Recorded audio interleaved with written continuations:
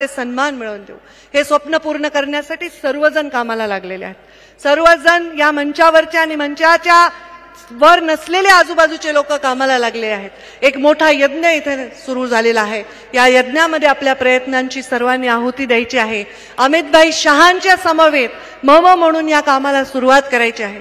3 इंजिनचं आपलं आता सरकार आहे। 1 इंजिन असेल तर जोरात ट्रेन धावत असेल, 2 असेल तर आणखी जोरात धावेल, 3 आहे तर आणखी जोरात धावायला पाहिजे। त्यामुळे महाराष्ट्राकडून अमितभाईंना कमीत कमी त्रास झाला पाहिजे असं काम सर्वांनी केलं पाहिजे।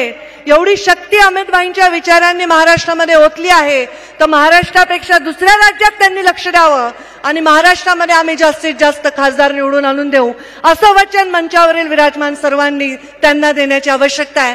त्याच्यामध्ये छोटासा म्हणजे एवढासा चिमटी एवढा वाटा मी माझ्या परीने उचलायला सज्ज आहे।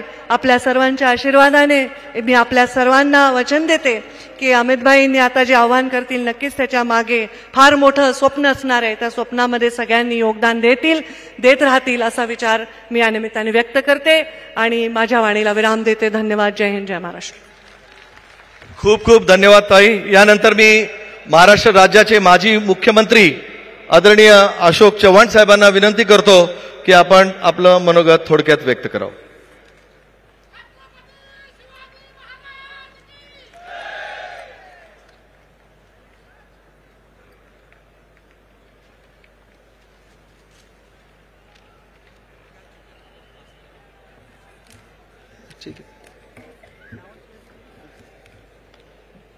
देशाचे